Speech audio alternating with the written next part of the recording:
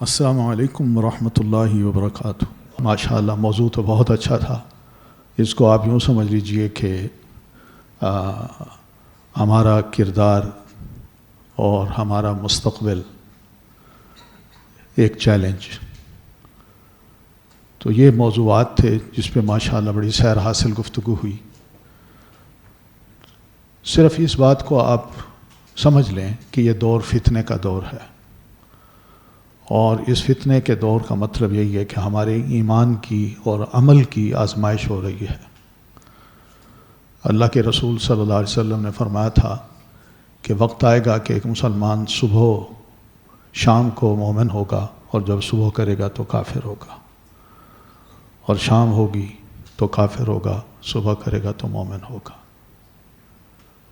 پھر اسی طرح اللہ تعالیٰ کا بھی ارشاد ہے وَاتَّقُوا فِتْنَةً لَا تُصِيبَنَّ الَّذِينَ ظَلَمُوا مِنْكُمْ خَاصَّةً۔ اس فتنے سے بھی بچو جو فتنہ تمہارے مخصوص لوگوں کو ٹچ نہیں کرے گا، بلکہ ہر کوئی اس میں پھنس جائے گا، یا ہر کوئی اس فتنے میں آ جائے گا۔ تو یہ جو باتیں آج ہوئی ہیں تو واقعی قابل غور ہیں ہم سب کے لیے کہ ہم جن حالات سے گزر رہے ہیں، ہم بحیثیت ایک مسلمان کے کیا واقعی جینا چاہتے ہیں، یا اپنے آپ کو سوسائٹی میں جو کچھ بھی ہو رہا ہے اس کے حوالے کرنا چاہتے ہیں۔ یہ ہم سب کے لیے قابل غور لمحہ فکریہ ہے۔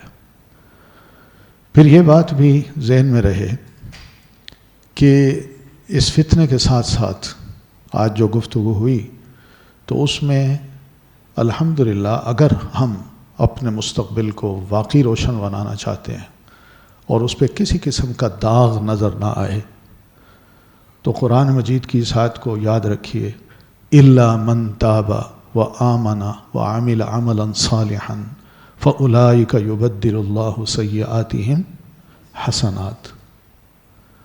بس توبہ کرنے کی ضرورت ہے۔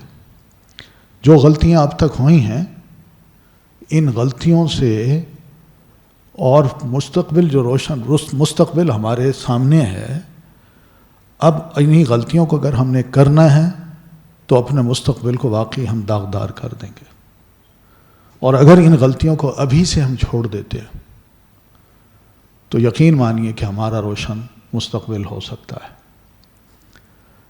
ان باتوں کو ذرا تھوڑا سا صحابہ کرام کی زندگی میں دیکھ لیجئے کہ ان کی بھی اسلام قبول کرنے سے پہلے ماضی کیسا تھا، کون سی ایسی خرابی ہے جس کا ہم ذکر نہیں کرتے کہ اس معاشرے میں موجود تھی، مگر جب انہوں نے توبہ کی،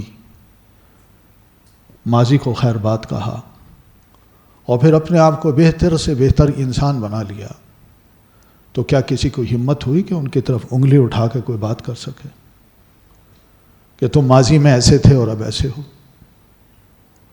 ابو بصیر کو لے لیجئے رضی اللہ تعالیٰ عنہ، ابھی پورنوگرافی کی بات ہو رہی تھی تو ابو بصیر معاہدہ صلح حدیبیہ کے بعد جس مشکل میں پھنس گئے تھے، مسلمان تو ہوئے لیکن جس مشکل میں پھنس گئے تھے اس مشکل کو بھی انہوں نے اپنی ایمانی غیرت اور ایمانی جوش سے حل کر دیا۔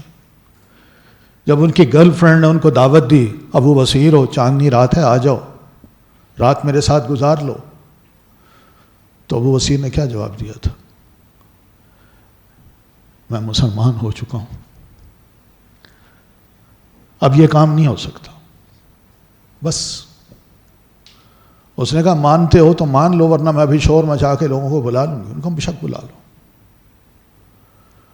تو میرا کہنے کا مقصد یہ ہے کہ اس طرح کے بے شمار واقعات ہیں، ہم ضرور غور کریں۔ آج کی جو گفتگو ہوئی ہے یہ ایک قسم کا تربیتی ہمارا ایک یعنی سیشن ہے جو کہ ہوا ہے، اس پہ مزید غور کرنے کی ضرورت ہے۔ بہت کچھ ہو رہا ہے، ہم جانتے ہیں کہ ہم کیا کچھ کر رہے ہیں، ہمیں پتہ ہے۔ تو یہ جو اللہ سے چھپ کے، نہ لوگوں سے چھپ کے ہم جو کچھ کر رہے ہیں، کیا ہمیں یہ آیت یاد نہیں آتی اذ یبیتون ما لا یرضی من القول یستخفون من الناس ولا یستخفون من اللہ، کہ رات وہ ایسی گزارتے ہیں ایسی ایسی باتیں کر کے جو اللہ کو بالکل پسند نہیں ہوتی، کیا واقعی ہماری راتیں اسی طرح نہیں گزرتی؟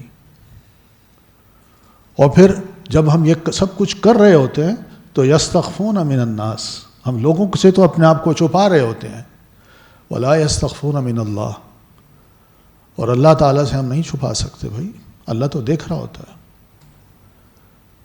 تو اس لیے یہ بہت اچھا آج کا میں سمجھتا ہوں روحانی سیشن تھا جو ہوا ہے۔ میں ان دونوں بزرگوں کے لیے دعا گو ہوں کہ اللہ تعالیٰ ان کی علمی اور ان کی زندگی کے جو اوقات ہیں ان میں، اور اس کے ساتھ ساتھ ان کی صحت میں خیر و عافیت باقی رکھے، اور ان سے جتنا بھی بہتر سے بہتر دین کا کام ہو سکتا ہے بحیثیت ایک مربی کے اللہ تعالیٰ ان سے لیتا رہے۔ جزاکم اللہ خیراً۔ السلام علیکم ورحمۃ اللہ وبرکاتہ۔